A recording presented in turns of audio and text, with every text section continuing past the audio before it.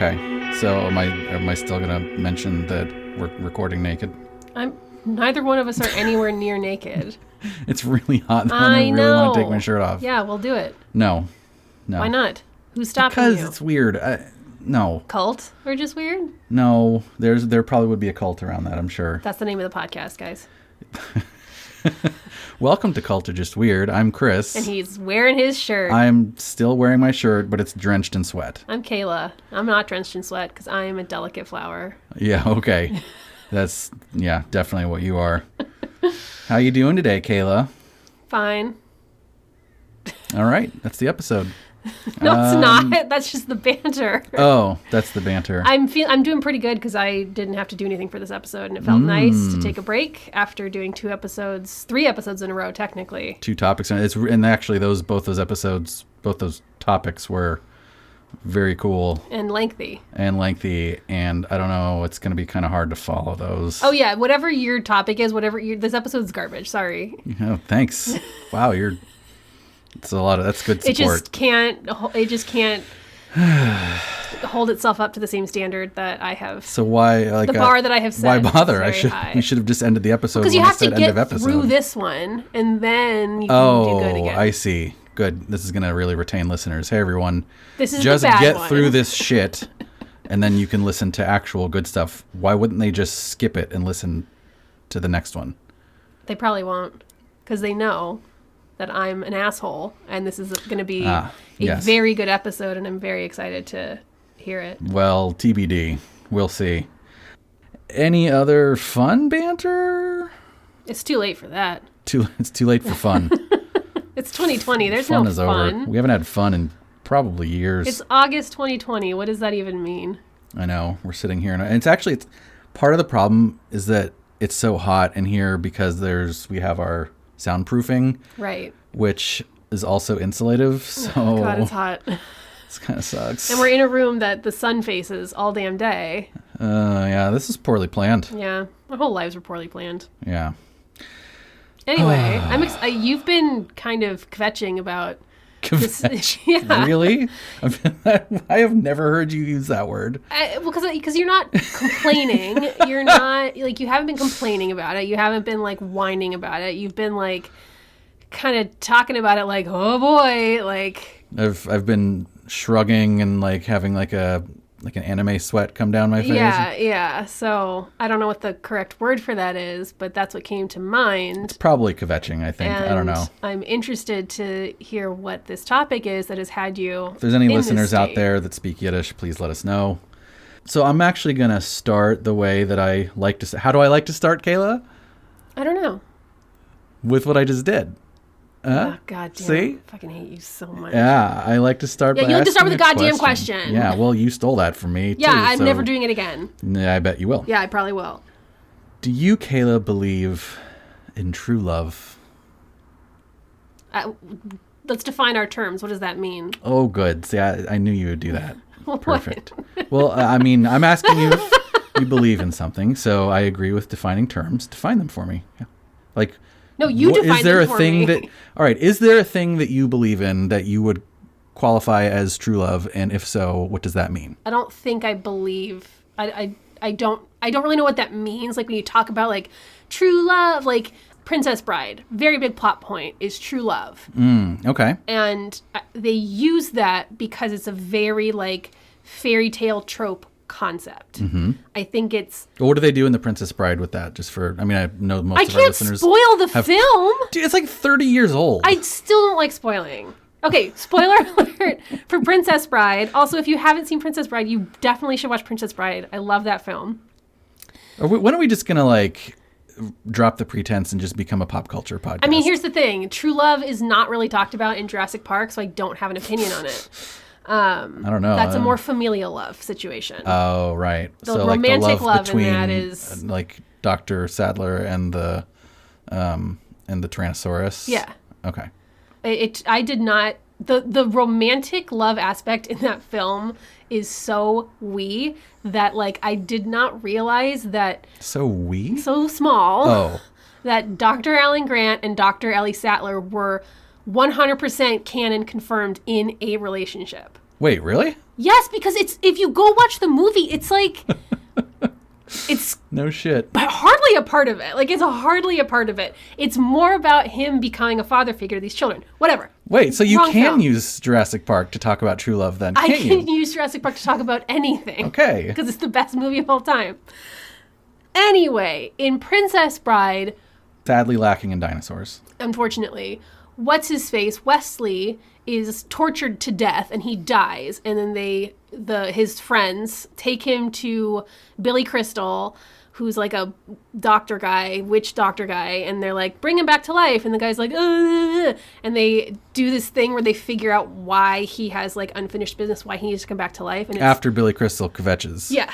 And it's for true love. So it's him and Princess Buttercup. They have true love. That is the lamest thing I've ever heard. No, it's fantastic because it's like, it's utilizing these fairy tale tropes to make like... That's what happens at the end of The Matrix, by the way. I don't want to hear about that. Really? Yeah, the end of the first Matrix, remember? Like, Neo's like dead and then... No, don't remember anything about that movie. And then Trinity's like, but I love you, Neo. And then he's like, oh, just kidding, I'm not dead anymore. And then he magics the rest of the movie through. Don't remember that. I didn't even know that they were in love. Oh my God, yeah, that's like a huge part of it. I don't care. Anyway, true love, I don't believe, I think that it is, the term true love as we generally understand it as a fairy tale trope is a shorthand, is a trope. It's not something that exists in real life. I don't think that you are going to be a young girl princess and the mysterious farm boy, your eyes meet across the thing and you guys are like destined to be together forever, even though you never have a conversation about like what you actually like about each other. No, I don't believe in that. Do I believe in... Speak for yourself. As I am speaking for myself. You asked princess me. growing up, I have a different... But in terms of like... I think to talk about it in the real world, I would need to define my terms a lot more. What are you talking about? Romantic love? Are you talking about familial love? Are you talking about interesting because platonic I actually love? don't have it. I don't really talk about the different types of love in this episode, so I'm glad you brought that up. I think we can probably inject some discussion about that in a couple of places here because I think that's pretty relevant. Like, are you asking about soulmates? Actually, that's my very next question is, what if I narrow it down to soulmates? Do you think soulmates exist? Do you think you and I are soulmates? I don't think we're married. That there's Answer carefully. One person for, like, I don't think every person has one person that they're so I'm not your destined to be soulmate, with. is what you're saying. I think that you are my soulmate, but I don't think the, like, tropey definition of soulmate where it's like, it's the one person that is meant to be with... No, I don't believe in that. Why not? Because A, logically, it doesn't make any fucking sense.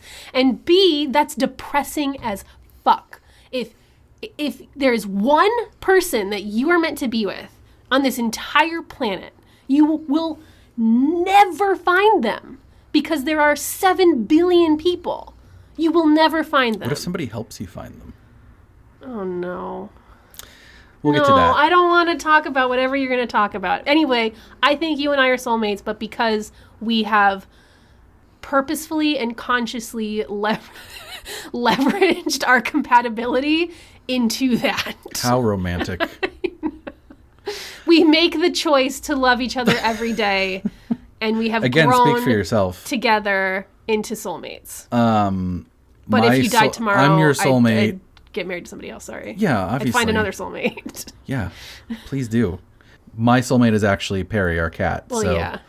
That's just to be clear about that. I just don't want to disappoint you. I love that you're talking about this while I'm literally watching an episode of a reality television show where the people are about to get married and they have a conversation with an astrologer and she's like, you guys are soulmates. And the guy's like, yeah, I think we are soulmates. And the girl goes, I don't actually think that we're soulmates. I think my soulmate was my first love, but I still you and I are meant to be together, but my soulmate was this other guy. Well, hang on to that.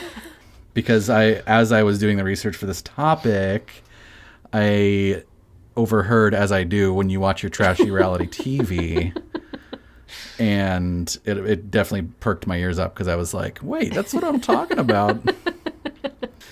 Anyway, so maybe we're soulmates based on your definition. Okay. What about twin flames?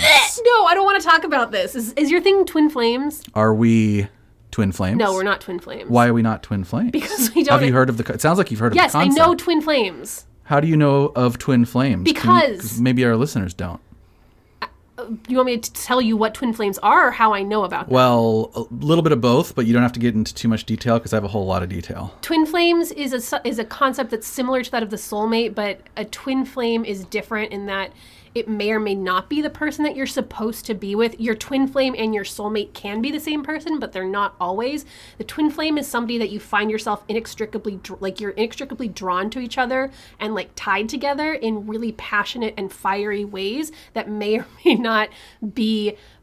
They can be really intense and good, and then it can be really like destructive and bad. And that's your understanding of twin flames. That is my understanding of twin flames. And where did you, the alien where did people you run that across it? Talk to on Facebook. I think I've seen it talked about in the Teal Swan group. I've seen it talked about in the weird like alien people groups on Facebook that I'm a part of. Like it's definitely I've seen it come up on like witch Twitter and stuff like that. That checks out. Yeah. Yeah. So wait, was my definition like basically correct? It's sort of. Okay, so hold on. Let's pause on the word correct. The other thing about twin flames is that it feels like it's one of those concepts, those like new age concepts that's like really hard to actually define. Yeah, so that's actually kind of the next place I was going, is that was your definition incorrect? No, but it's also like because it's this new age concept, there's like a lot of different speakers that have different opinions on what it is, and we'll get to that here actually right now. So please allow me to elaborate and give you some more in-depth details of what I have learned that a twin flame is. A twin flame, now this is sort of like the core of the concept, simply put, is someone who shares your soul. So to a spiritually believing person, someone who's into all the new age stuff, your twin flame and you are actually two separate bodies that share a single soul. So I don't like that. That's the first way in which they differ from soulmates. The soulmate is generally described as, at least in the twin flame community anyway, a soulmate is described as someone whose soul complements yours. Like you complement each other on your journeys, whereas a twin flame at a spiritual level, at a soul level, is you. Don't like that. And that's sort of the core of the concept, at least as I was able to understand it. Wait, so is the twin flame community, is that your topic? We'll get to that. So let me quote here from a website called lawofattraction.com. I've been there. We'll talk a little bit about the law of attraction again here in a minute for those who don't know. I think most people know what the law of attraction is by now. But anyway, I'm going to quote from their site talking about twin flames. Quote, sometimes discussed in terms of a mirror soul or soul connection, a twin flame is the other half of your soul. It is theorized that a soul can split into two after ascending to a high frequency. Thereafter, the soul lands in two different bodies. Okay. So if you ascend to a high frequency, as you do. Okay, but here's the thing. Here's my question. Since we're all ascending to a higher frequency right now as we move from a carbon-based structure to a crystalline-based structure. Okay, wait a minute. I don't know what you're reading on Facebook right now, but we're not talking about that. I'm saying, are we all going to become twin flames? No, I think it's more like souls exist. They ascend to higher frequencies. Sometimes they can be reincarnated. I think reincarnation is a popular sort of twin flame concept because when the soul reincarnates, it can either reincarnate into one body or it can reincarnate into two bodies, in which case you have a twin flame situation. I want to go on the record right now and say that I think that it is like the bedrock for a toxic. Okay? It's zip it right now. Right now. Hardcore, we'll get to that. Let me finish this quote from lawofattraction.com. If you compare a twin flame versus a soulmate, it's important to note that a soulmate is someone who is made from the same kind of energy as you, but who has never existed in fusion with you. So, although soulmate connections are highly significant, an encounter with a twin flame is on another level entirely. Usually this will lead to romance. However, it can also manifest in the form of an intense friendship. If you have a twin flame, you are fated to meet this person at some point in your life journey. The two of you will be pulled together like magnets! ! You will know when you've connected with this person because you'll immediately experience a sense of recognition. Many people describe an uncanny sense of having known their twin flame all their lives.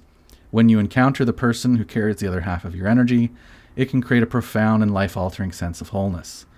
Your relationship will naturally be extremely intense because twin flames are mirrors of one another. This person will not only provide a sense of wholeness, they will also elevate your self-knowledge, including knowledge of your flaws. Consequently, there's a potential for conflict as well as happiness. Rest assured that it is possible to have a happy, healthy relationship with your twin flame. However, this is only possible if you can learn to love yourself as your twin flame is part of you. This love must be honest and unconditional. Otherwise, a part of you will always be driven to reject your twin flame. Did abusers create this concept? Because that's again, literally... just we will super get to that. Okay. You'll see some version of this description of twin flames a lot, and like a bunch of different new age woo websites online that I've been to, like, you know, goop.com, Ew! Allure, Cosmopolitan magazine. Yep. Not Teen Vogue. So I was actually a little bit surprised at how widespread this very woo-woo concept was amongst publications that don't really traffic in that. It's not more woo-woo than Soulmates or astrology. It is. It's more woo-woo like, than Soulmates. It is heavily more woo-woo than Soulmates. But on the surface, like in these articles, is it? Well, so that's kind of what I'm getting to. Sorry, I keep interrupting. No. That's the whole point is that you're supposed to react to me. I know, but I don't want to interrupt This is, you are my twin flame, so you're supposed to challenge me or some shit. Wait, do you think we're twin flames? I mean, we must be, right? I don't know. You did all the research, are we? Anyway. So yeah, like the thing is, the concept is actually very woo. It's very new age. And obviously woo bullshit is totally like Goop's bread and butter. Should we explain Goop? Goop is, I think most people know Goop, but it's Gwyneth Paltrow's fucking website. And it just has all of the, I mean, there's a whole episode on it in the second season of The Dream, but like, it is really, like, we could spend a whole episode or a whole topic on Goop. Honestly, we probably should. They peddle all kinds of snake oil. It's new age snake oil for fancy rich ladies who want to feel like they can have it all by eating garbanzo bean soup, which is literally nothing, and putting a jade egg in their yoni. Anyway, that's Goop. Yeah, so Goop, it makes sense. Goop obviously has an article on twin flames, but like Allure and Cosmo, like I mean, I know they're not exactly like The Economist or The Washington Post, but like I was still a little bit surprised. But I think it's kind of what you were saying. Like, I think that at this point, the soulmate concept has been so colloquialized that, right, you know, you just kind of use soulmates to say like, oh, it's somebody, like, you know, like you were saying at the top of the show, right? We've become compatible. We have, you know, we love each other for XYZ reasons. We don't necessarily, if we were to use that word, mean that there's some like spiritual new age connection there. There's not like a destiny of souls. Yeah. Whereas with twin flames, that's a pretty inescapable thing. It's very new age, very spiritual woo. But that's like really in right now. Oh yeah. I know. Just the whole, like all of this, like there's a reason why this is in right now and crystals are in right now and Goop is in right now. And like, yeah.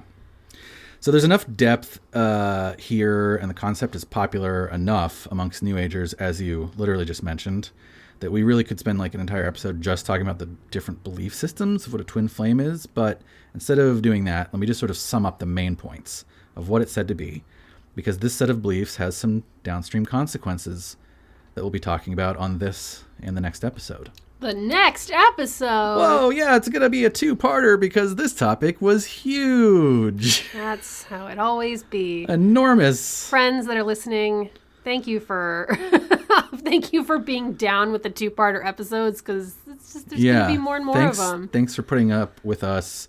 By the way, I think we are probably twin flames with all of our listeners. Wait, can there be more than two twin flames? Like presumably a soul could shatter into frames? A million different pieces, right? So are you telling me right now that Harry Potter and Voldemort were twin flames?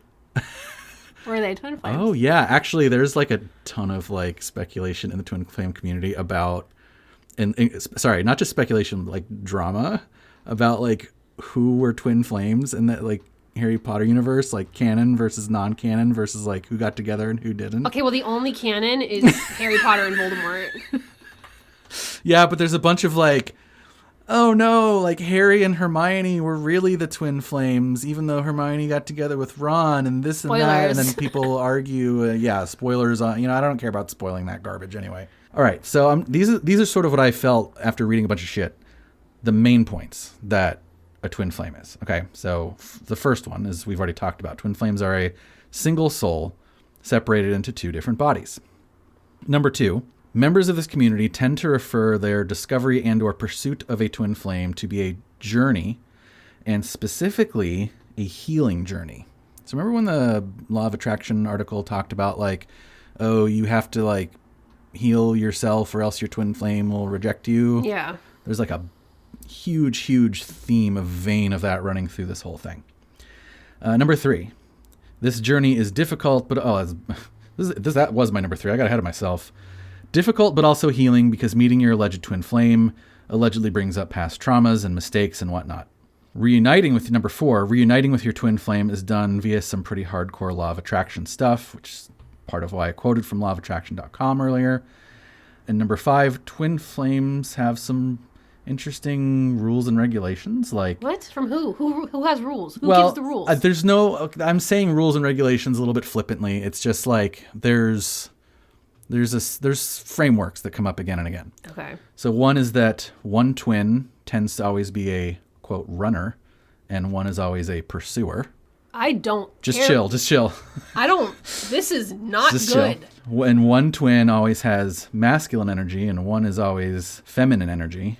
And we will revisit both of those things later in either today's or the next episode. I hate this. So not all twin flame believers believe all of the things I just said, but that's the basic package of beliefs, the way I see it from my research for this concept.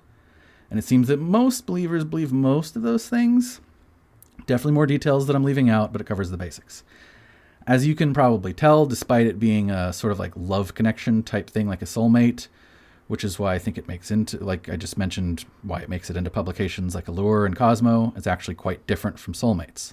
And as we just mentioned, Soulmates is sort of like entered mainstream vernacular, so it's, doesn't necessarily carry, depending on who's using the word, doesn't necessarily carry spiritualism, New Age connotations, but Twin Flames very much does. So let's quickly here dig into one of those New Age aspects that we've been mentioning several times, the Law of Attraction.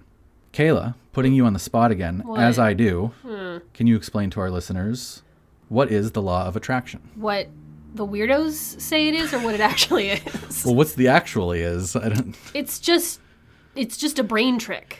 Oh, okay. I see what you're saying.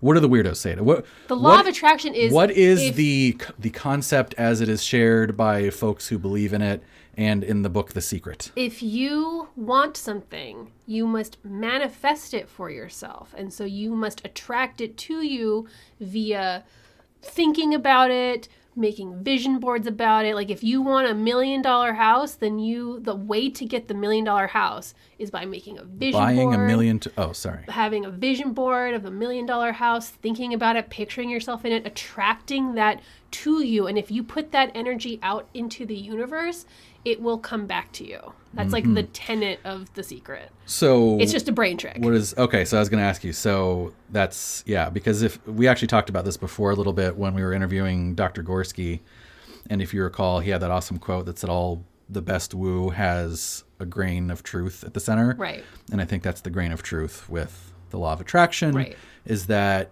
if you are making vision boards about $1 million houses, then you're more likely to take the actual physical, tangible steps required to become a millionaire, to afford $1 million house. Which is like, that's why I don't hate the idea of the Law of Attraction. If you need to hack your own brain in order to support your goals, there's absolutely nothing wrong with it. This is why I know you kind of go magic of the universe makes it happen. No, it's the magic of you. Okay. So this is how I know that we're twin flames, because that's basically my next part of my script here. Hell yeah, we're twin flames. Suck it, soulmates. Is that, don't listen to her, Perry, the cat. So yeah, what's the problem here? What's wrong with it? It's great to have this behavioral aid, essentially, right? It's great to have this thing that helps you take responsibility for your actions and your consequences. Even if it's based in this like make-believe supernatural woo stuff, isn't it good to have that? Sure. And in fact, for people who may be going through a rough patch or people that may be feeling like their life is out of control, something like the law of attraction that can help give them an internal sense of control back can be extremely compelling. Great. But here's the dark side of the law of attraction. First, it can tend to keep victims trapped in a loop of self-blaming. And as we just mentioned, people going through rough times can find solace in the law of attraction, and people going through rough times can tend to be victims. So whether by mistake or by design, following the law of attraction too intensely can leave victims worse off by feeling like they are at fault for troubles that have befell them. In this regard, it's exactly like the MLMs encouraging their members to get your mind in the right mindset, and if you don't succeed, it's your own fault. Right. And we've talked about that a bunch in the program before, and there's, of course, a lot of overlap between the law of attraction, spirituality, prosperity gospel, and MLMs. Well, that's the whole thing, is that, like, sorry, did I interrupt you No, mid-sentence? please. It's like, when talking about the law of attraction on the surface level, I feel like it's like, you attract what you want. And so then it's like, okay, well, what are you saying about, like, if you logically flip it, you're like, okay, so what are you saying about the situations I'm in that are shitty? Right. And some of those situations for some people are not just shitty, like, I didn't get the job I interviewed for. Right. Some of those situations are like abuse and neglect and criminal types. Like, so that's where it becomes dangerous, right? Is that and harmful when you and mean. Yeah, well, that's what I mean by like psychologically dangerous. Second point is, well, actually, this is probably more of like point number 1A, not second point, but the law of attraction completely ignores the fact that there are trends, forces, and actions in this reality that are in fact outside of your control. Ultimately, Hashtag COVID-19. It's just an imbalanced concept. So for me personally, I really like, and I really tend to think of the Serenity Prayer as one of the simplest guides through what can sometimes be a difficult life. And I know I'm not a mental health professional. I'm really not trying to be a cult leader here or anything, but I'm just saying for me, I like it. I have had therapists that have recommended it to me, therapists that I like that recommend it to me as a good mantra rubric. Right. For those of you that don't know or don't remember, I think everybody knows Serenity Prayer, but whatever. It's the one that goes, grant me the courage to change the things that I can, the serenity to accept the things that I can't, and the wisdom to know the difference. That's the clincher there at the end. Well, I think all three are really the clincher. They are. I was just making a joke. Yeah, wisdom is in short supply, though, yeah. But the thing about the law of attraction is that it kind of basically says that everything is in your control. Because everything are you God? is in you. Are you God? Because you are God. You're God, yeah. Because that's one of the main pillars of New Everything. Age spirituality. And Soulful, sometimes... soulful. Are you going to try to get that in every Yes. It's every episode Soulful, now? Jurassic Park, and... Firefest. We haven't mentioned Firefest in a while. Firefest, Twin Flames, oh my God. Oh, Billy McFarlane, it's Job Rule, Twin connected. Flames confirmed. Holy shit. They probably are. But of course, sometimes it's true that there are things that are in your control that you can change, right? And in fact, the Serenity Prayer acknowledges that. It acknowledges that you should also have the wisdom to know when there are things that aren't, because sometimes there aren't. And if you follow this law of attraction all the way to its logical conclusion, if you have this too intense of a connection to it, it leaves you wanting for the wisdom part and the serenity part of that equation. So, in tangent on the law of attraction, we'll come back to it, but bringing it back to twin flames, the important thing to note with regard to them is that in order to achieve, quote, union with your twin flame, which is like this life quest that believers say is extremely important, you make use of the law of attraction. And again, in some cases, I've researched a pretty intense version of it.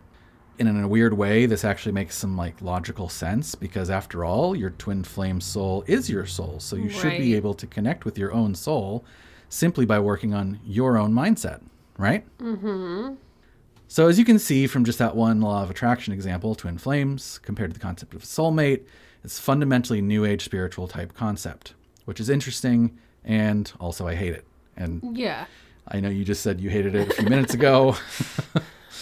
We can all hate it. There's plenty of hate to go around. Plus, we're twin flames, so if I say I hate it, that means you hate it. But this is where I want to say, like, I say I hate it mostly as a sarcastic quip, and, we're going to talk more about why I'm not a fan. You, of course, have probably internalized some things that you don't like about it based on what you've commented so far. But as a quick aside here, we may have some members or ex-members of the group we're talking about listen to this episode. I know we do that a lot where we'll go to a Reddit and be like, hey guys, listen, if you're in the community, listen to this. And I've seen in my research that a lot of folks who are even now ex-members of said group and did not have a good experience with said group still really believe themselves in the concept of twin flames. Gotcha. So I really want to apologize in advance here if I come off as like insulting or condescending about those beliefs. That is absolutely not my intent. As we've done on the show before, we're going to try to walk a fine line here because I don't want to insult people. People are free to believe what they want to believe. But we have this fundamentally editorial nature of our podcast. So I'm also not going to hold back in talking about what my opinion is on the subject and why I hold that opinion. So I just want to say, like, sorry in advance if you are a listener that is a twin flame believer. My intent is not to insult or belittle you, but I also can't rightly say that I love the concept. Gotcha. And I also want to say here that, like, you and I do like weird woo stuff too. So yeah, we've talked about that so many times on this show. Even just earlier in this show, you mentioned it twice. One with soulmates. I think there's a safe, quote unquote, way to interpret a soulmate is somebody who you have met, that you have a relationship with, that you have grown and nurtured and whatever. I feel like that's a safe way of like using that concept. I feel like there's the safe way of using the law of attraction concept is within the framework that there are some things under your control, not everything's under your control, but some things that are under your control, and that having a positive outlook will help put you in a mindset to succeed. Mm-hmm. Right? But, and there's things that we've done like crystals, and we own crystals. I love my crystals. I love my crystals too. I don't think that there's any magic to them. No. But as like a totem to help me focus my thoughts around a particular concept, like I have like a strength crystal that sometimes I, look at and, touch or whatever, like before I do a workout or something. Right. Right? It just puts me in the mindset. So I think there's a way to like practice safe woo. It's not like guaranteed such a great concept to turn evil. It's just, the thing is, it's a tool with very sharp edges. Right. You just have to be careful. Gotta wear a condom. Spiritual condom. Anyway, so I was just saying I hated it. So why do I hate it? Well, if this isn't your first show as a listener, you probably already know that this show, and me in particular, ascribe to a rational materialist skepticism. It's kind of my thing. So obviously a New Age belief system just isn't really like my cup of tea personally anyway. But I do want to elaborate on some of what I think is problematic about this concept, not just to support my position, but to provide context for the rest of the episode. Kayla, do you remember the last two episodes about Dr. Gary Schwartz and the soul phone? Jesus Christ. I hope they like call us and like offer you $1 million for that jingle, because it's well worth it. We had a friend of the show who said that he would utilize the soul phone jingle as a ringtone, so keep an eye out for that. Oh man, we got to monetize that shit. Okay, so we talked a little bit about in that episode about solipsism, right? We did? We did. I don't remember that at all. Yeah, we briefly talked about solipsism and like the... Oh, that's how you being God works. Yeah, you being God. So just real quick aside for what solipsism is, in case you don't know what that word means. It's kind of a weird vocab word. It's just the notion that like you exist alone in your own mental universe and nothing else is real other than your thoughts. So the only consciousness you can confirm is actually your consciousness is your own. Which has a certain logical appeal, but is one of those sort of axiomatic things that you need. We talked about this the last episode. Either you're accepting that reality exists and we are things that come out of that, or that all reality is just your own consciousness and you can affect everything with your own consciousness, right? In the philosophical sense, those are the two starting points: existence first or consciousness first. Do you think there's a possible like third or fourth starting point? If you can think of one, you're welcome to bring it up, but I don't think so. The reason it's only two is because it's like a very like, as conscious beings within a universe, there's an inside and an outside. And you have to decide like which one creates the other. My liver. Right. That's the third one, your liver. So yeah, neither of those axioms is, quote, provable in a scientific sense. But the main reason, and perhaps the only reason, that I ultimately am a materialist, a reality first person, is that the consciousness first existence, one in which you truly are God of your reality, is fundamentally solipsistic. It's fundamentally isolating. You being God in your reality and me being God in my reality means that we do not have a shared reality. Other beings' existences are fundamentally incompatible with the idea that you are God. If I divinely create an immovable object, can you divinely move it with an irresistible force? Something has to give, right? In which case, we are not all our own gods. So why am I recapping that in this episode? I don't know. Well, think about what I said about the... What? Thanks. That was a very... I don't know, Chris. What? No, I really don't know. Well, think about what I said about twin flames for just a minute. Twin flames are New Age spiritualism, completely tied up in the law of attraction. New Age spiritualism is fundamentally a you are your own God solipsistic paradigm. Twin flames is also about connecting with another person. No, but it's you. So, right, but there's another physical bodied person in the real world that you do have to connect with. With their own consciousness, they just have your soul. Right. So, immovable object meet irresistible force. Say for a moment, someone showed up at our doorstep tomorrow saying that I was their twin flame and we were just a single soul bound by fate and I needed to go be with them instead of you. Okay, well, that would be kind of dope if that happened. Like, that would be amazing to experience.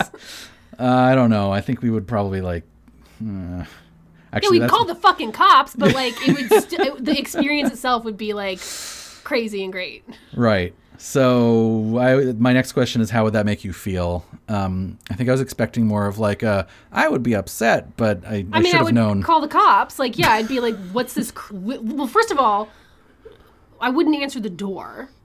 What, if somebody knocked on the door? No. I never answered the door. Well, I would answer the door. I hope that, I would say, I hope you're not home, but everybody's home now. Yeah, you would answer the door, and you would probably, you would be so confused. You would be so confused over what was happening, and you'd try to be so nice, and I'd be sitting on the couch going, oh my God. And then... and we'd definitely record it for the episode. We'd probably just close the door, like. All right. Be very weirded so out aside from the trying to like. But if I believed in twin flames and your twin flame showed up and said, "Come away with me," I'd be very destabilized and upset. Well, right. So that's what I was going to say is you can't fight it because it's a twin flame. It's much deeper than our silly material relationship. We're long lost halves of the same soul, right? I'd pretty much have to join that person, right? I don't know if the two halves of the same soul should be in a romantic relationship. That feels... should you date your clone? I would definitely date my clone. You shouldn't date so your hot. clone. Why not? I don't think you should. I don't think the person should date their We should clone. title this episode, Don't Date Your Clone.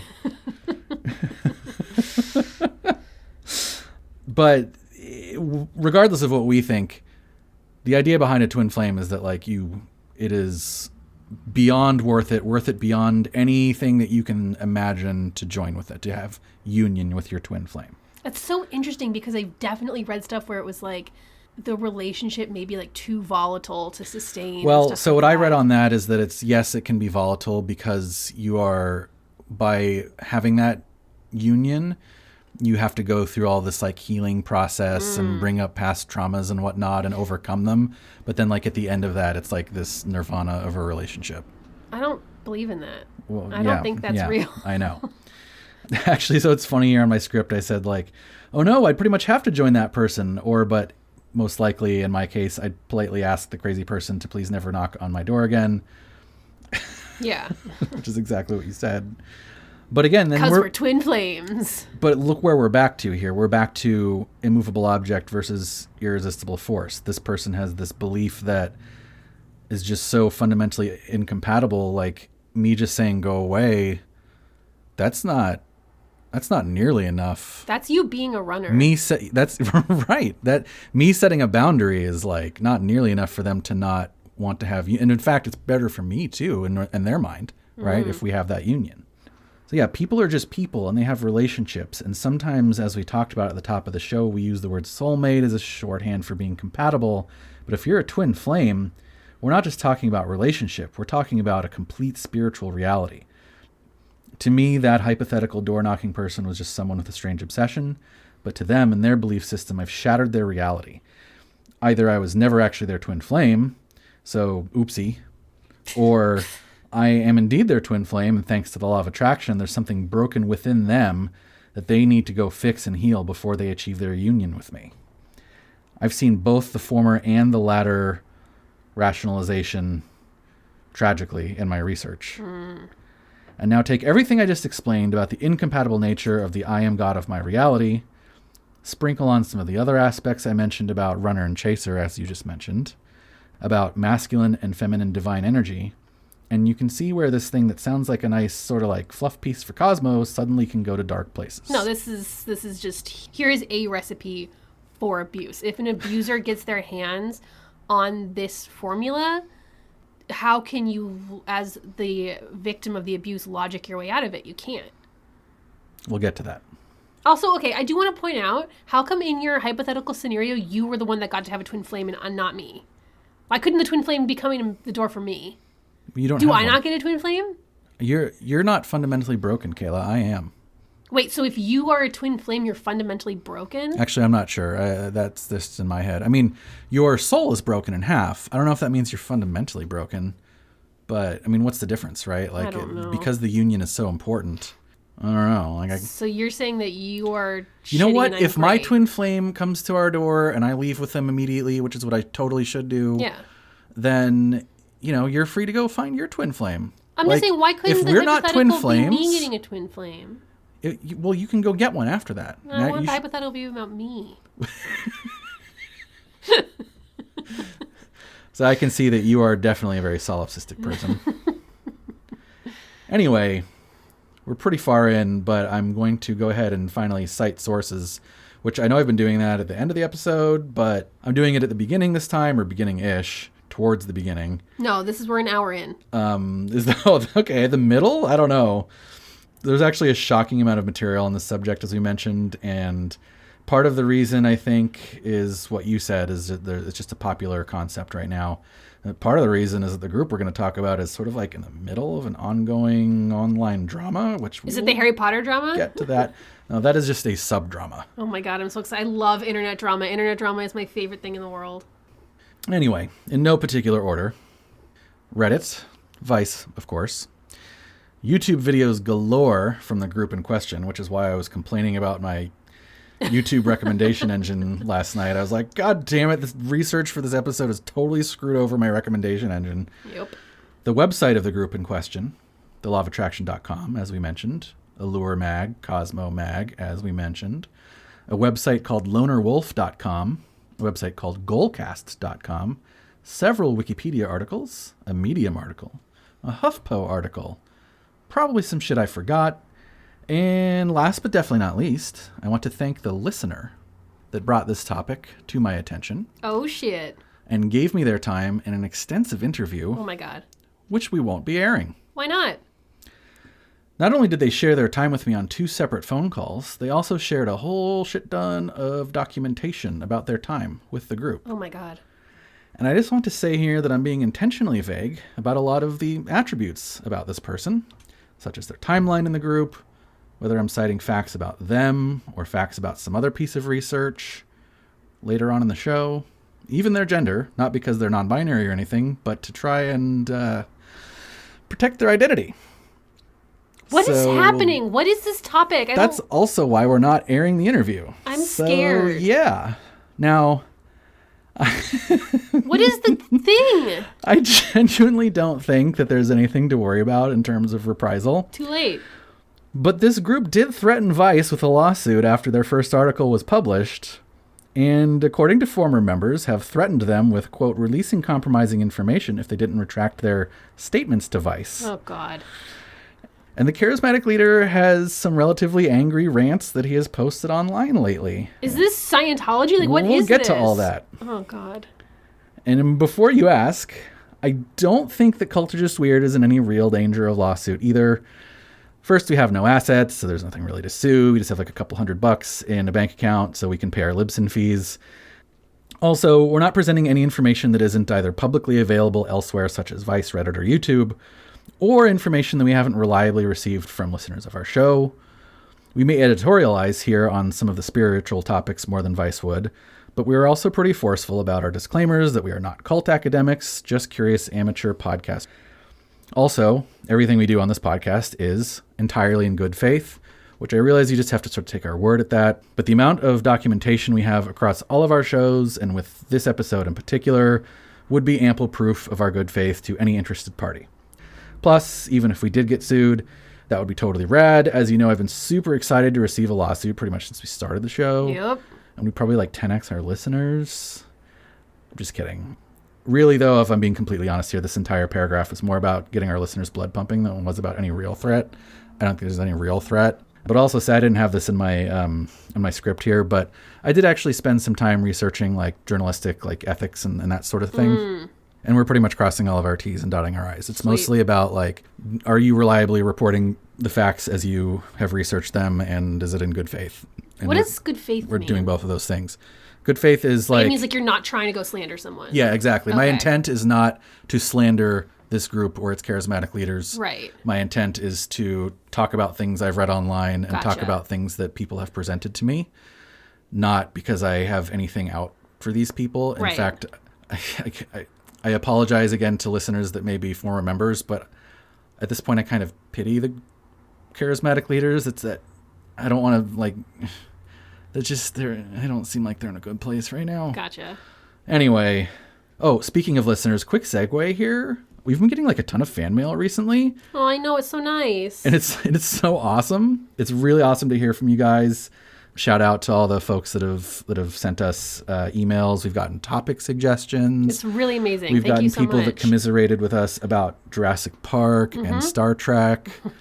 It's just, yeah, it's really cool. Oh, and also I checked our worldoftext.com/cultistweird, and that group of tulpas, that system of tulpas, put another little note saying that they're from France. Oh my God, I love it. So not only is it a system of tulpas, they're from France. Isn't that awesome? That's incredible. French tulpas. I love it. Yeah. It's so cool that we have international listeners. I don't know. All right. Now that I've stirred the pot extensively here by talking about lawsuits and reprisals and secret sources, and after having talked about bullshit philosophy stuff and true love and soulmates for an hour, you're probably wondering what the hell we're talking about today. I am very much wondering this.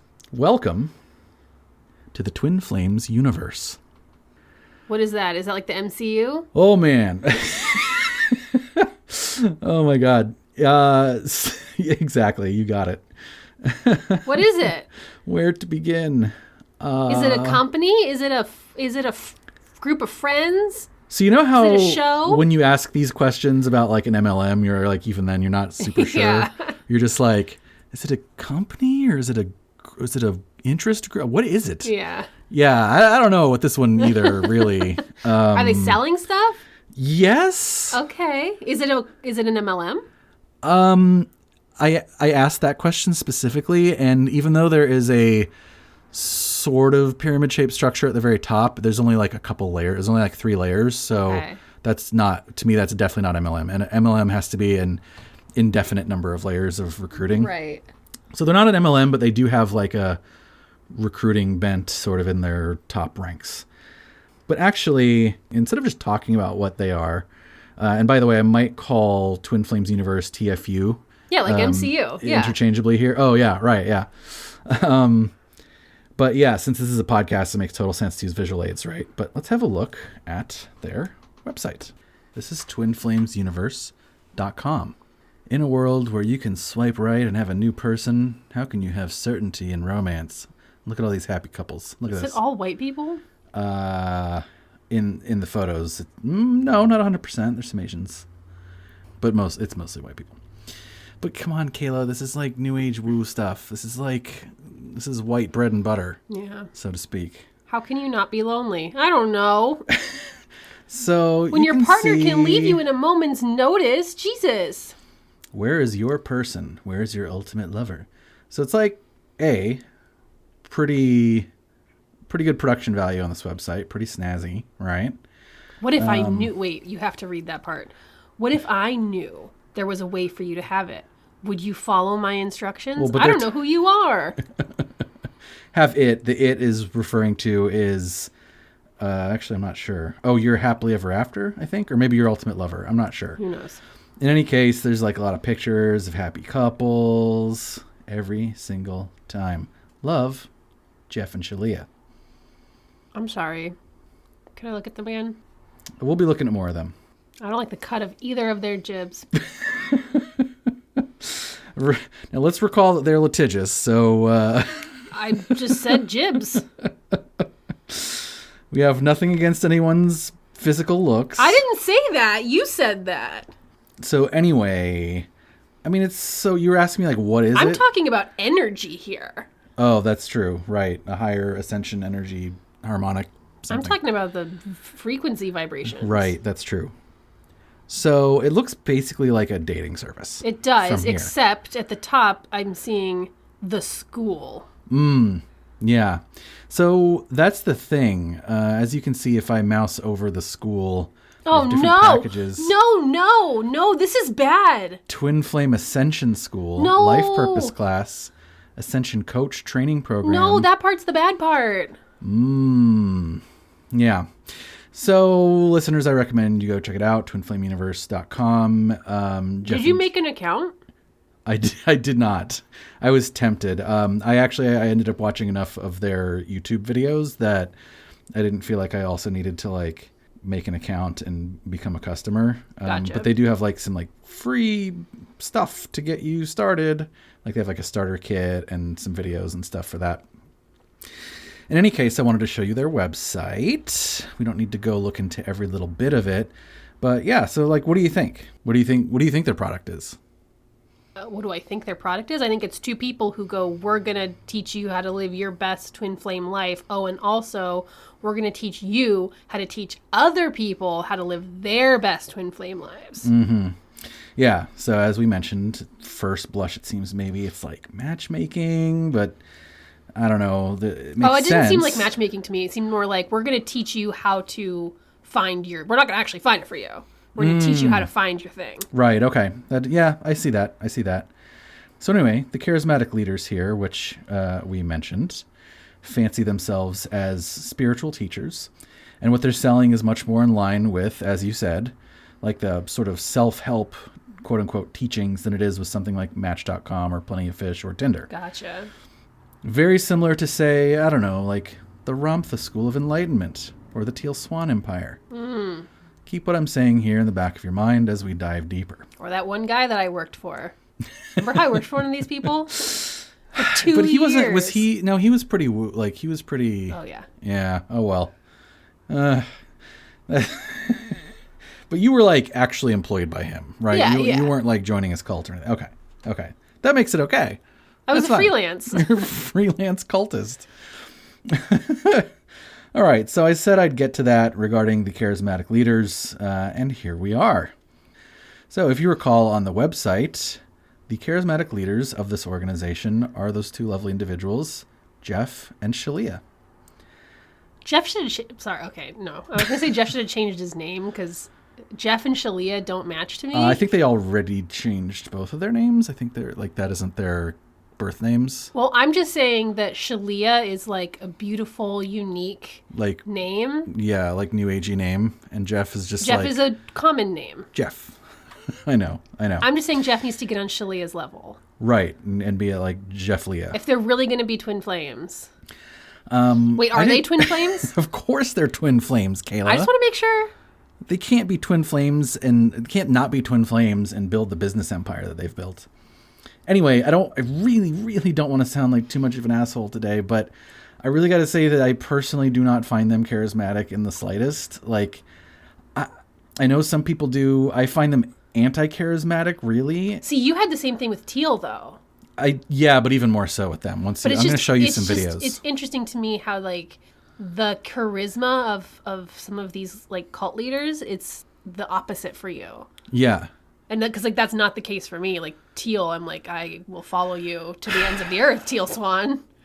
Teal has like a presence though. I just didn't like her delivery just is off-putting.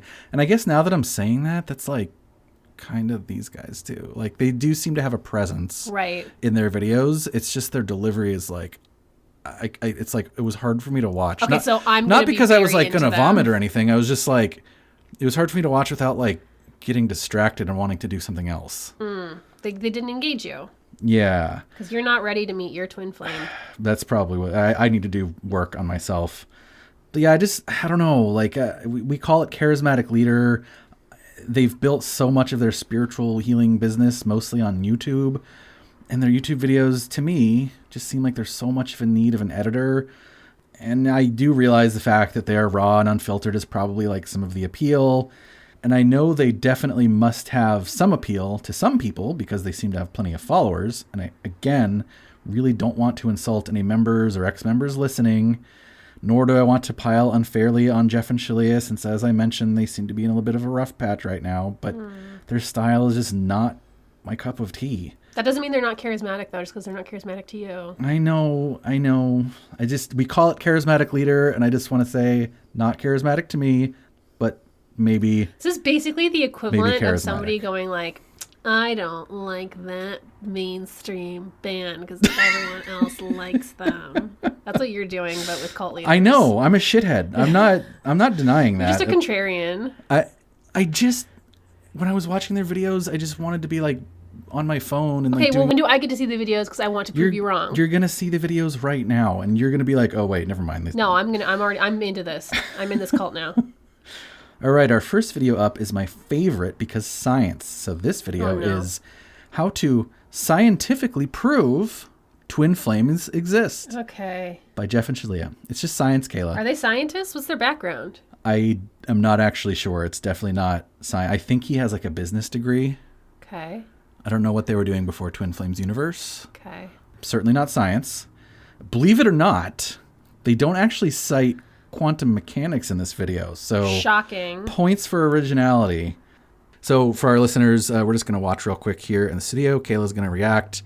So we'll be right back. And of course, we will make sure that these links are available in our show notes and in our Instagram post on the topic.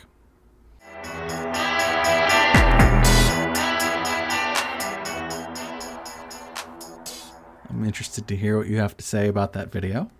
What do you think about their scientific methodology? Oh, actually, first of all, hold on. I want you to tell our listeners what you admitted to me that I was right about. No. When we were watching the video. Yep, please tell. No. Please tell our listeners. That was for your ears only. Okay, well, then I don't think that we can go any further on until you admit. Don't think that they're very charismatic, personally. And what did you say? I said that Teal is more charismatic than... I was correct, is the main thing here. You don't even think Teal's charismatic, so I don't know what... But I did say that Teal was far more charismatic than them. Well, let's go watch Teal's Twin Flame video. Let's not, actually. Let's caveat real quick here. Again, we are very much editorializing. Yes. Like, this is just our impressions of this video and these folks, not any sort of like factual thing here, but we're just saying that they are not very appealing to us personally. This video was explaining how one would go about scientifically proving that twin flames exist, utilizing the motivated reasoning of like, well, we know that it exists, so here's how you would prove it. And it's if you surveyed a bunch of people, the twin flames would all be perfectly compatible. So it was basically saying we can prove that it exists because if they did exist, then it would be like this, and therefore that means they exist. Yeah. It was not actually... No, there's no science. I didn't know this is like really dumb to have to say this, but... No, there's no science. Completely not scientific. That's not what science is. It was interesting to me, and it does make a lot of sense now, and I feel like, again, some of the best woo does this as well. To me, it seemed as if they were, because they mentioned God a few times, and they mentioned God, like God created this person for you. And it seemed, and you can correct me if I'm wrong, but it definitely seemed like Judeo-Christian God. Yes, or like so specifically Christian God. We haven't talked about this yet, but this particular, I don't know if it's Twin Flames in general or if it's just their group, but it's very God-oriented. And it makes sense because it's like you think about Adam and Eve, they were made out of the same body. That's true. Yeah. Eve was made out of Adam's rib. So like it... When really they should have made delicious ribs on the grill. Out of Adam? Yeah, why not? Cannibal ribs. I bet that's probably tasty. But I think that often, I don't know if it's the best woo, but there's definitely a brand of woo that like really coincides with New Age Protestant Christian religions. Yeah, there's a whole subsector of New Age-ness that you normally think of New Age as being like, oh, it's opposing Christian. It's outside of the Christian. It's talking about energy and not God. Right. But this was talking about God. Aliens and whatever. But there's a whole subset actually that is very much tied up in that in the concept of the Judeo-Christian theology, and this is one of those things. At least Twin Flame universe is. Really fascinating. It's super fascinating. But again, it makes sense. Like if you believe in God as the way that, the Christian Bible defines God, that's really powerful evidence that something like Twin Flames could exist. Right. Or does exist. And as edgelords, we believe that Christianity is also a cult. We haven't done them on the podcast yet, so I don't know if we can make that claim. If I made that claim about this, I just wanted to admit that we were edgelords. Yeah, we're definitely edgelords. Yeah, the video, I don't really want to watch another one. Well, too bad. Before we do, though, I'm really going to sound like a broken record in this episode because I'm going to keep saying this over and over. But again, I'm so sorry to current and or former TFU members out there. If any of you are listening, I know that I in particular are coming off as like a judgmental dickhead here. And I'm like, they're not charismatic. Ugh. And I guess I am a judgmental dickhead. So that's probably why I'm coming off as one. Really, my intent is not to insult any choices you've made or anything you believe in. You're deserving of respect and understanding, and your views of the world are as valid as mine. But at the same time, I personally have to call out bullshit when I think I see it. That's just part of what Culture Just Weird is all about. And this Twin Flames are scientifically proven video is just not science. And I don't think that there is any... It's like you talked about before. I don't think there's anything inherently wrong with a potential concept for something like Twin Flames. I think that what you and I have talked about so far, we're identifying the issues in the concept as it has been presented so far that don't necessarily go like, this concept sucks, but it's like, oh, these aspects of this make it rife for abuse, make it ripe for self-blame and shame. And right. If there is a version of this that doesn't incorporate those, I think, inherently negative qualities, go with God. Like truly, like if you, I don't care what you do if you are not hurting yourself or others. Right. But again, the problem with that's important that people be able to do what they want. And I'm going to identify like, oh, but this is injurious to yourself or others. Sure. But if somebody's going to say like, what I want to do is run around a track carrying a bucket of nitroglycerin, I'm going to say like, cool, if that's what you want to do, but it's a really dangerous thing to do. It's a danger to yourself or others. Careful. And this isn't in my script here, but I will mention, we are going to dig into this more in the next episode. But one of the things that comes up a lot when, or at least that I've seen come up a lot when people in this community talk about like believing in it, is there is apparently a lot of doubt that goes along with this. There's a lot of like, well, people don't think this is real and I think it's real. And a big part of that is they all seem to say, or most that I've seen seem to say, they've had this experience where they've felt sort of what Jeff and Shaleia were just talking about, where, you meet someone and it's like you've known them forever and you just have this like really intense attraction, this really intense relationship, and how else can you explain it, right? And so that's something that members of the community talk about a lot when they say like, oh, well, the doubters are just going to doubt. I know I had this experience. Right. So again, this is something that we'll address in the next episode. Wait, can I address it here? No. Okay. Fuck you. No, go ahead. I just... Well, let me wrap up my thought Sorry. and then tell me what you think. So we're going to address it more next episode. I do think that the experiences clearly are valid, right? Clearly these are experiences that people are having. Like, that's not what's at issue. Certainly not to me. What's at issue is the explanation for the phenomenon, right? Right. It's like seeing an eclipse. The first person to see an eclipse, people were probably like, you didn't see an eclipse. What the fuck are you talking about? The sun disappeared? Fuck you. But they did have that experience, right? They did see an eclipse. Now, we know now, through scientific reasoning, whatever, that it's, okay, well, it's the moon coming between the Earth and the sun, and this is how it works, and there's angles, and yada, yada, yada, orbital dynamics, right? The explanation at the time was maybe more supernatural or magical. Right. That's sort of what I'm saying here, is I believe that these people definitely saw an eclipse. Right. I am maybe questioning their explanation for why the eclipse happened and what the source of that was. This is why we're twin flames, because that's exactly what I was going to say. Oh, man, we are just 100% compatible, because, if we're only 99.9% compatible, we're not twin flames, according to Jeff and Shaleia. I do believe that, going back to the initial question that you opened with, I absolutely believe that there are people that meet and feel like this, and then it does work out. Sure. Absolutely. Of course, I believe that exists, because there are 7 billion people in the world right now. There's been however many people throughout the history of humankind. Of course, there are going to be those situations where two people meet. It's really intense, 100% compatibility, and it works out, and it's a great relationship. Right. I've watched reality television. I know that this happens. But yeah, so I don't want to discount that experience at all, because if you did experience that, yeah, of course that would be like crazy and transformative. They call it transformative. They call it life-changing. Yeah, that would be it would be that experience.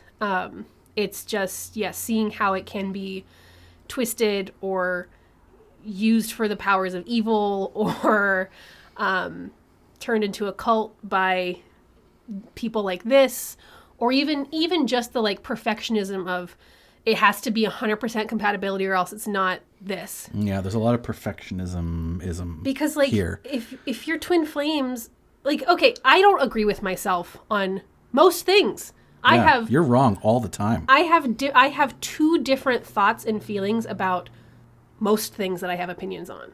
Mm-hmm. So why would I expect another embodiment of myself? Why would I expect to agree with that 100% of the time when I don't even agree with twin flames one isn't body necessarily 100% about of the time. like being in agreement. It's about compatibility.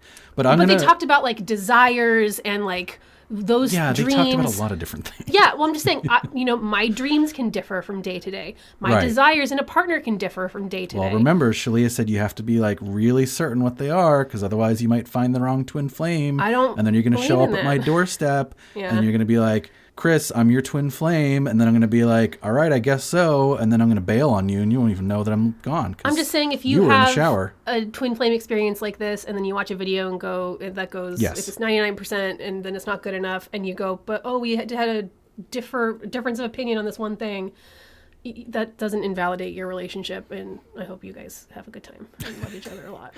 We will definitely get more to that in the next episode. Okay. I just wanted to kind of mention it a little bit here. So did I. But we are going to, that's because we're twin flames. Yep. So we're going to watch another video now. It's called The Top 10 Reasons Why People Quit Trying to Find a Union with Their Twin Flame. You want to see it? Yeah. Okay. It's funny because in my script I wrote, too bad. Oh. Because I was assuming you were going to say no. So here we go. And then we'll be right back. And again, listeners, we will link to this in the show notes.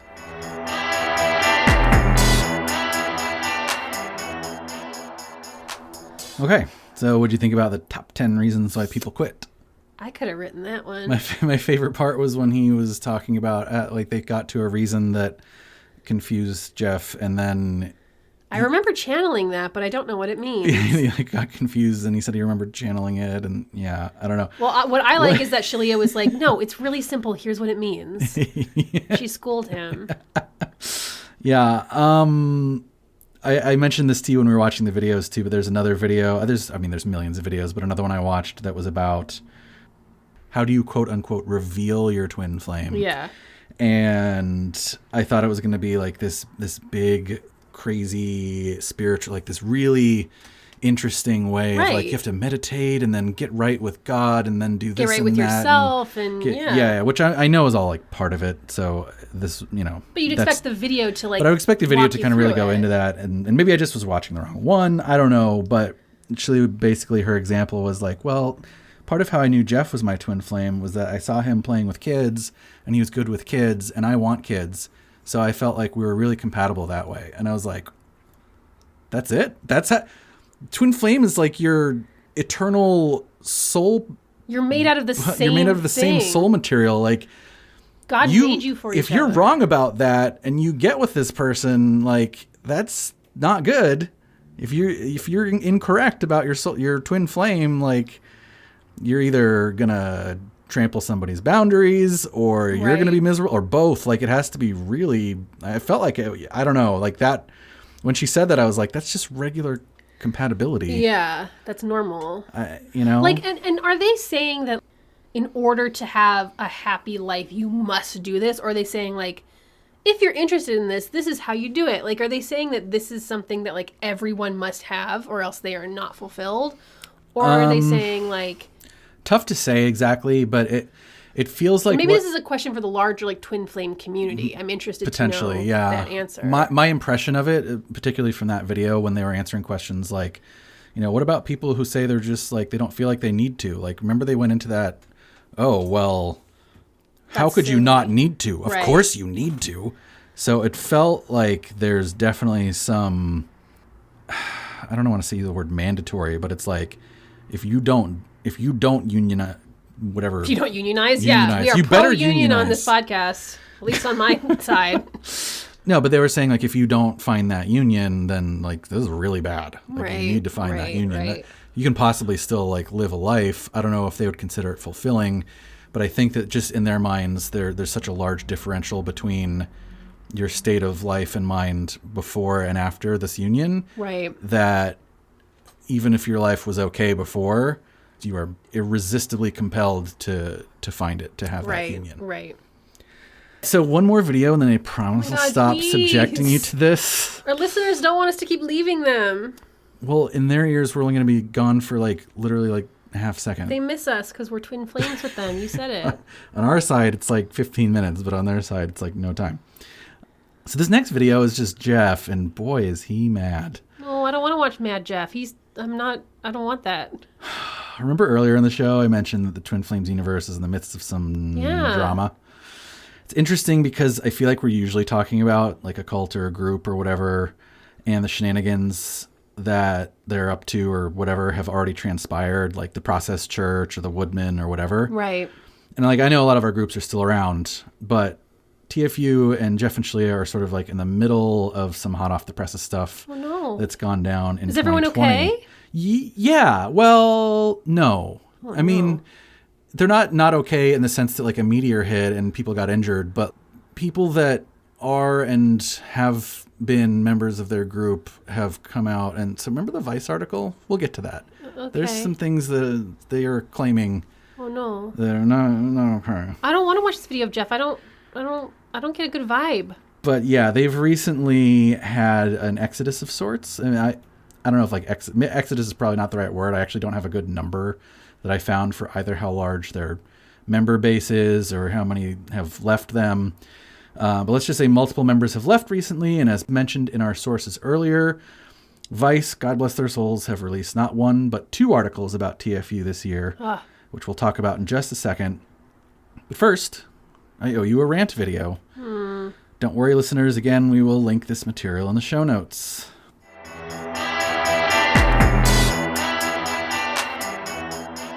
So, how about that? I mean... Oh, boy. Where to begin? Jeff is, in this video, is very upset over the reporting of... in Vice on Twin Flame Universe. He claims that the Vice article is all lies and there's just a group of haters, who I'm assuming are ex-members, are out to dismantle his reputation because, they've abandoned their Twin Flame search.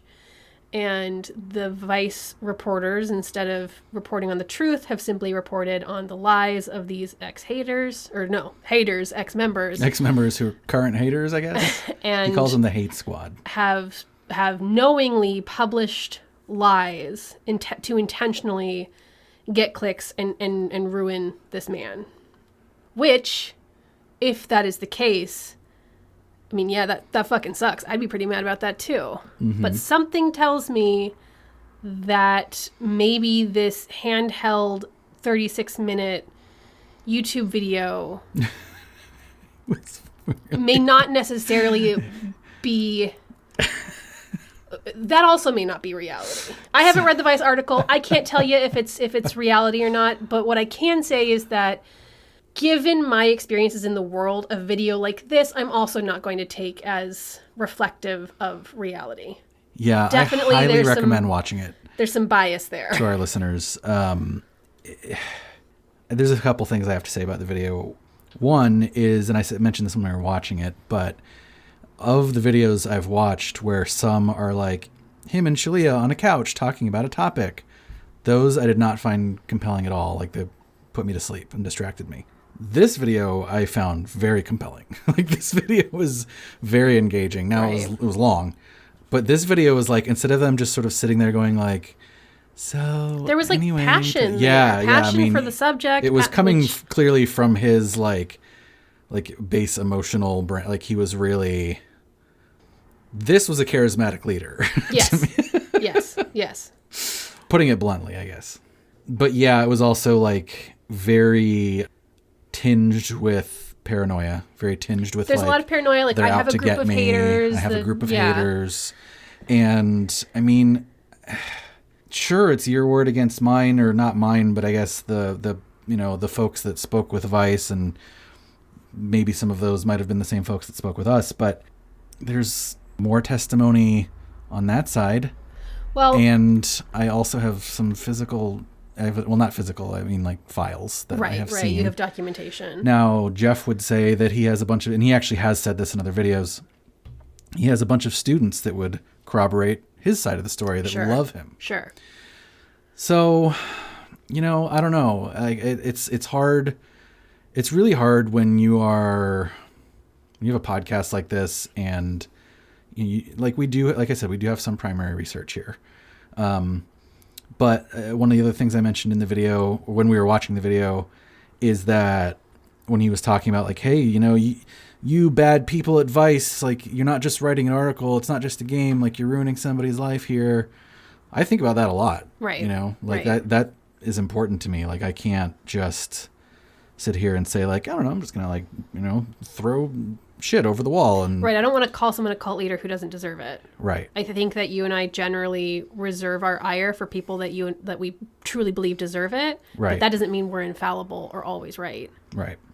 So I don't know, that's something that like I thought of when I was watching this video. All that being said, I mean, I also want to point out that in the video, I don't have much context for what prompted this video, except for it was a Vice article.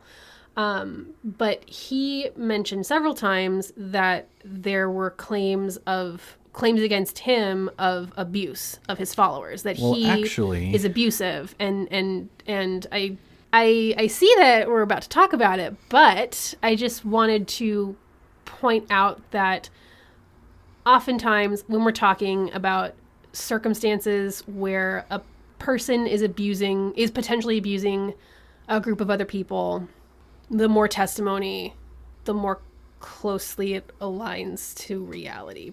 Right. And of course, probably an abuser, not saying right now one way or the other about this particular person, but in this dynamic where there's accusers and of a potential abuser, the potential abuser is always going to deny it. Like there's always going to be a denial. There's always going to be like it's not the way they said it, it's this way. So right.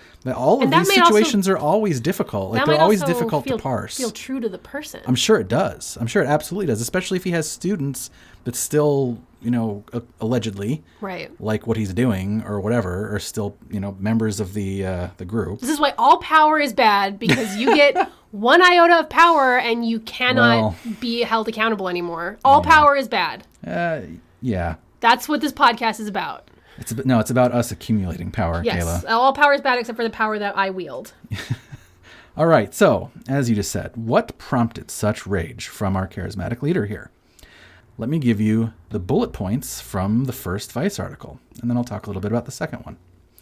So first of all, as you can probably tell from the rant video, he is very mad at its author, Sarah Berman, who frequently writes about cult and cult-like groups. Like she's written about NXIVM, so she's written some good stuff. Just to get us started, the title of this article is, "This YouTube School Promised True Love. Students Say They Got Exploited Instead." That's the title of the article. It starts out pretty factual, talking about how Jeff and Shaleia are YouTubers with hundreds of hours of videos online, which you have now seen a few of those 100 hours, and how one student paid like a whopping $4,000 for one of their, quote, ascension classes that we saw on their website. Why do they teach classes on ascension? What does that have to do with twin flames? We'll get to that. Oh, man. And then it goes on to talk about some of the students' experiences that they interviewed, they being Vice. According to the article, it was 6 former students and 3 parents of current members. Okay. Among the exploitations chronicled were gaslighting and manipulation into free labor for Jeff and Shaleia for Twin Flames Universe, monetary exploitation, which he talked about in his video, discouragement from seeking professional mental health care, which I personally have also seen in the documentation I've mentioned in our sources, pressure to cut ties with friends and family, verbal abuse to members that would either question or resist or disagreed with any of the trainings or teachings or processes. Jeff would always claim to be like, I'm just trying to meet you on your level and motivate you to see the true path that you need to take, or whatever, of his verbal abuse. Or of his alleged verbal abuse, excuse me. And one former member claimed that Jeff scammed him out of a, quote, album's worth of music for no pay. Oh, no. Which is kind of like what we're doing with the music on our show. Yeah. Sorry, Ryan. But, I mean, we're definitely cult leaders. Aspiring. It gets better. No, better or worse? You know what better means on our show. How about a quote from the article? Quote, "Some students faced arrest and involuntary psychiatric treatment in the wake of their involvement with Twin Flames Universe," ex-members said. Vice has also reviewed group messages between Twin Flames' highest ranks discussing how to handle a student's death by suicide. Oh, no. In Facebook posts, the couple leading Twin Flames Universe openly called, and this is Jeff and Shaleia, openly call themselves the Master Christ. No. And their associates are now attempting to start a tax-exempt church based on their teachings, according to Jeff. There it is. Because I was like, oh no, this is like a teal situation. Then I was like, oh no, this is like a teal situation. Yeah, of course, Jeff and Shaleia deny all this. Wait, so Jeff and Shaleia deny that they're the Master Christ and are trying to make a church? They deny that they're running a cult because that's the exact accusation they got from their ex-members and the exact through line of this Vice article. The article even talks to John Jalelich, who we hope to one day have on the show, who is a cult expert. But what Jeff and Shaleia hilariously don't deny is calling themselves Master Christ. They admit that. They're like, yeah, we've said that before. So they together, because they're the same person. I'm not super clear on it. Well, but if they're twin flames, then they're the same person, so then they can have one single title. Do you know what this reminds me of? Sounds logical. The Process Church of the Final Judgment.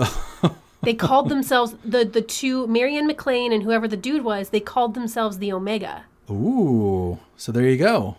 That's maybe they're just comes back around. They could be reincarnated twin flames from.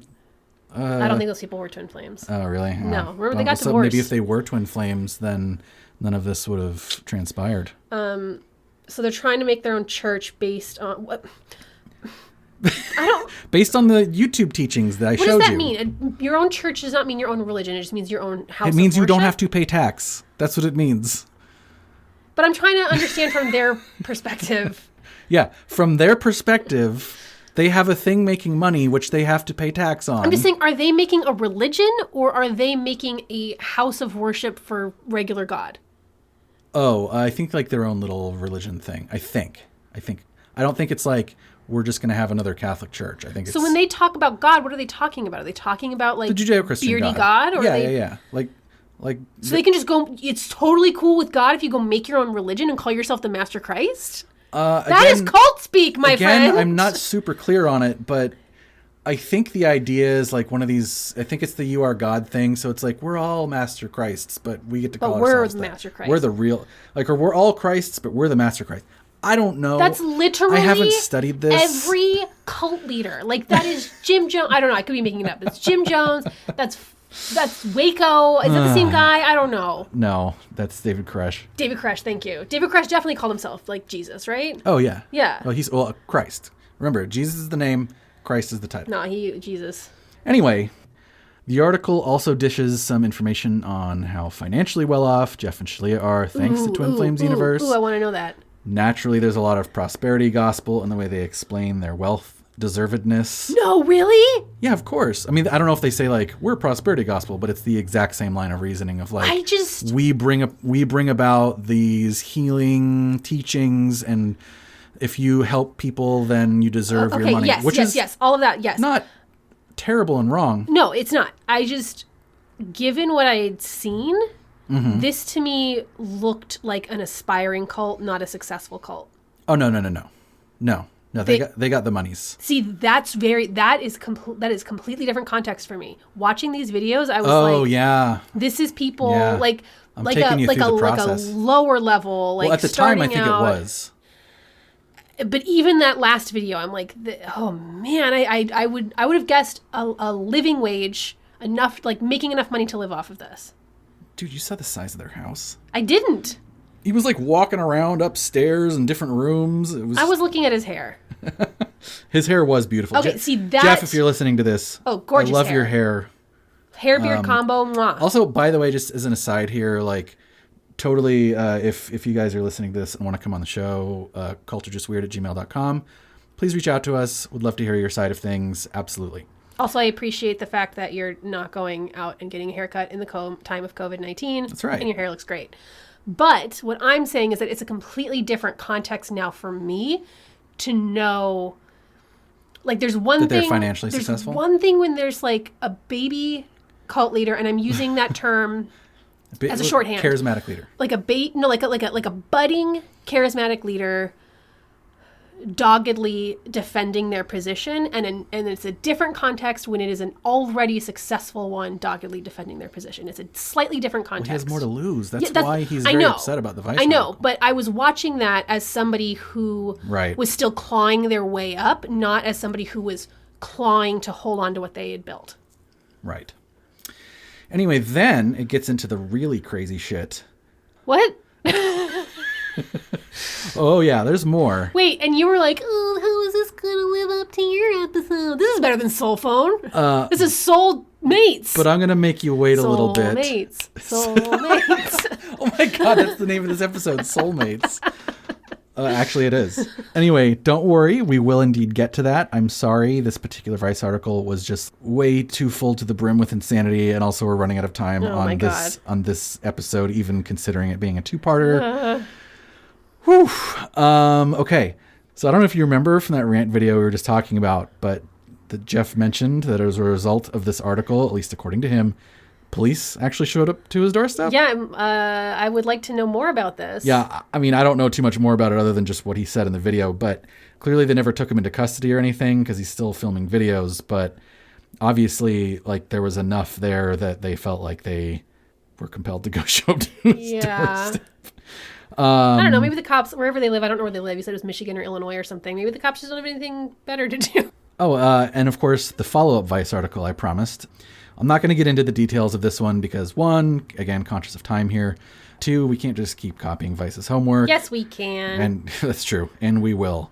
And three, you can really tell everything you need to know from the title of the article, which goes, quote, accused cult leader threatened ex-members after Vice investigation, end quote. What does that mean? What is so threatened? Remember when I mentioned earlier in the show that ex-members were being threatened by Twin Flames Universe that they were going to like release personal compromising information? Yes. That's what this follow-up article is about. The follow-up article is that like after the first article happened, apparently a bunch of emails went out saying like, you need to tell Vice that you were liars and lying liars. And if you don't, we're going to release this information. And like pretty much to a person, they were like, fuck you. I'm not doing that. You know what? You didn't listen to the Nexium podcast, did you? No, I didn't. So, tangent for a moment. One of the big deals in NXIVM, whatever the actual cult part was, the little innie group, as opposed to the outie group, as opposed to like the outie group. Yeah, I know what you mean. You know what I mean? Well, for our listeners, like NXIVM is like a company. NXIVM like is an a MLM. self-help group. It's a self-help company. It's MLM. very similar. It's very similar. It's actually almost exactly like this, because this also has like this layer of like self-help clients, and then this layer of like executive team on top of that. Right. Very similar. And in the NXIVM controversy, definitely, if you're listening to this podcast, you probably know everything about it already, but go check it out if you haven't. There are allegations of extreme cult-like activity that include all the biggies, like cutting you off from your friends and family, financial, like draining of your finances, including greatest hits, getting branded as part of the initiation into the circle. Yes, that's the special sauce for NXIVM, is the getting branded. Something that you needed to provide Oh, I remember this. in order to get accepted into this inner circle was you needed to provide a form of social collateral. Yeah. Meaning compromising material on you that if you it was supposed to be like motivation to keep you in line with like the goals of the self-help group. Like, send this picture of you like cheating on your husband to your sponsor, and that way they have it so that if you ever fall off the path, it will be released and your life will be ruined. So that's like real good motivation to not have your life ruined. Mm-hmm. Scientology does that. Oh, do they really? Yeah, I think in their methodology, it's more like tell us this information. Oh, right. You're supposed to give them like a secret. They probe your past. Yeah. In order to like help heal you, but then like it ends up like they record all that, and then it's collateral later.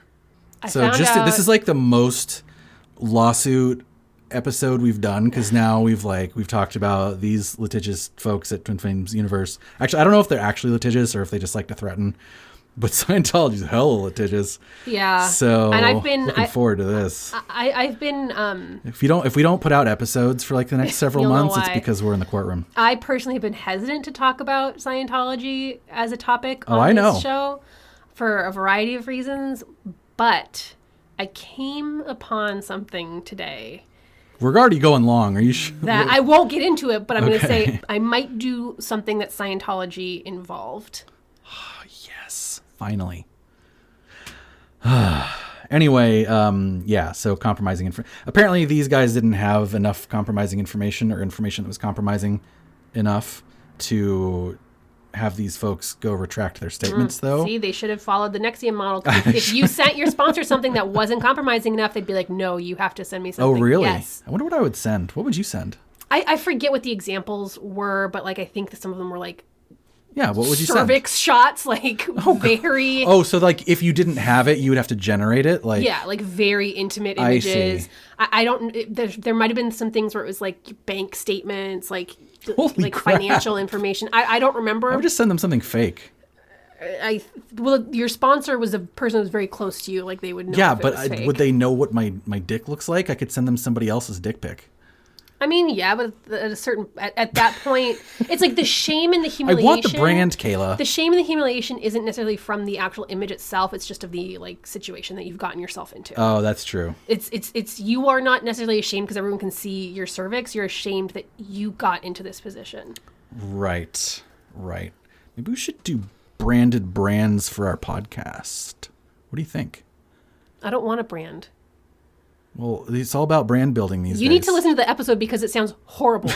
It was like an hour-long process. It smells like burning meat. Oh yeah, no, I've heard about You're human like branding. Held down, horrible. It's painful. You're burning yourself. Anyway, let's get back to our topic because we're almost done today. But you might be wondering, how did I even learn about this weird school thing?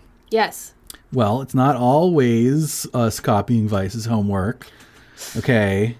In this case, it was actually a listener of our show that reached out to us. So that source that I mentioned in the sources section, that's who I'm talking about here. They reached out to us, asked us if we'd heard of the Twin Flames universe, the one that shared with me the boatload of documentation, person that I conducted the extensive interview with to hear about their journey from start to finish in TFU. And I will be telling you a bit more about that journey as well as revealing some of the more insane bits from the Vice article that I didn't reveal just a second ago, and other online research in our next episode. You're literally pulling a me right now. I'm doing a cliffhanger, man. It's all about cliffhangers. Quick aside, going back to that rant video, by the way, in it, Jeff really liked to talk about the group of haters, if you recall, like his hate squad or whatever, that are out to destroy him and get him to destroy his business and promote their own. Claims that the Vice interviewees are all part of this hater group. I don't know if the person we talked to is part of this group because, one, Jeff didn't name any of the haters. And even if he did, number two, I obviously wouldn't disclose anyway. Right. But just for the sake of argument, if that were the case, if I had been talking to a hater group, if Jeff really did have a group like this trying to promote their own business or whatever just by destroying his, then I don't think they would talk to our little podcast because we have like no reach. We're tiny. Like, unless you're like really long-term thinking like, oh, just in case cult are just weird, eventually when they blow up, when we blow up, which we totally will. Okay. But the point is, when I was trying to logically think through like, okay, like, am I just like jumping into the middle of like an online drama here? I don't want to be doing that. One of the things I thought of was, okay, I don't think someone would come to us if all they were trying to do is defame this other group, if they're just trying to defame Twin Flames universe, because we just don't have that kind of reach or power. Right. Like, so it doesn't add up to me that would be, we're not a weapon worth using. And if there was a fight to be had, let this be a warning to anyone who's thinking about coming on our show to defame. We're not big enough. Yeah. We're not cool enough. We would totally defame if we had the audience to do it. Okay. Just so you know. For money, by the way, for money. Anyway, join our cult. There's also enough corroborating stories and physical evidence to suggest that any ex-member might have good reason to, quote, be a hater. And while I can't read minds, obviously, and sure, anything is possible, honestly, the person that I talked to them long enough, it really just did sound like they wanted to share their story. I have no idea, like, they could just be so devious that like their tone of voice was, they were just being this super sociopath manipulating me. It totally could be true. The best judgment I can make after having listened to them for several hours is they just wanted to share their story. I believe you. Anyway, no criteria today because we still have more journey to go on. But thank you for going on the first half of this journey with me, Kayla. Thank you for taking me on this journey, Twin Flame Chris. Actually, we might have to like just skip the criteria next episode as well because like, I don't know, this is already sort of... No, you do not jump to conclusions like that. We fair. don't know. No, that's fair. But you did see the video, the rant video. You know what? We all have bad days. That's true. That's a good point. I've had bad days. My hair actually looks very similar to Jeff's right now, so maybe I'm his twin flame. I don't think you have to look alike to be twin flames. I don't know. You heard them talking like you have to be compatible. Isn't hair... You have to have the same hair in order to be compatible? Hair. Isn't that what... Is that why you're growing your hair out? Yeah. Is that why I'm growing a fuzzy beard? Yeah, and then I'm going to like dye my hair blonde. Actually, I don't even have to dye it because it's like starting to turn gray. But yeah, like remember this, like how the last few weeks I was researching this and I was like, this probably wasn't the best choice for our show. Yes, you did say that a number of times. There's like no gray area. I bet that's fine. I'll find the gray area. We always find the gray area on this show. That's what we do. That's what we do. Well, anyway. Good job. What? Thanks. Should I not compliment my twin flame? No, it's fine. It's fine. It's just funny. Yeah, so we're at the end here. Obviously, we would love you to. We love you. We love you. I mean, it's true. Actually, you're our Twin Flames listeners. All of you are our twin. Keep sending us that fan mail because we love it. It's really great for my ego. No, it really is. And also, it's really nice. I'm glad that this podcast is resonating with some listeners. Yeah, I mean, honestly, like one of the main reasons I do this is to feel less alone and to feel less isolated in the world, because it seems like there's so much craziness going on out there, and there's so much, like, misinformation, bad information, conspiracy theories, dangerous usage of new age woo. I mean, there's just so much that sometimes it feels like I'm just like alone in the dark. Yep. And so when we do get emails from you guys, it helps me feel like, oh, there are other people out there that maybe feel the same way and are listening. I'm Dr. Fraser Crane. No. Oh. Yeah, I agree. That was nice. Like hearing from you. Good job. Well put. Follow us on the internet, and we'll see you in 2 weeks. Yes, go follow us on Twitter. That helps. Go rate us on Apple Podcasts. That helps. Go check out our website, but actually go check out our Your World of Text. Forget our website. Go to yourworldoftext.com/culturedjustweird. That's much more fun. Leave us a message. Yeah. I'm Chris. And I'm Kayla. And this has been Cult or Just Weird.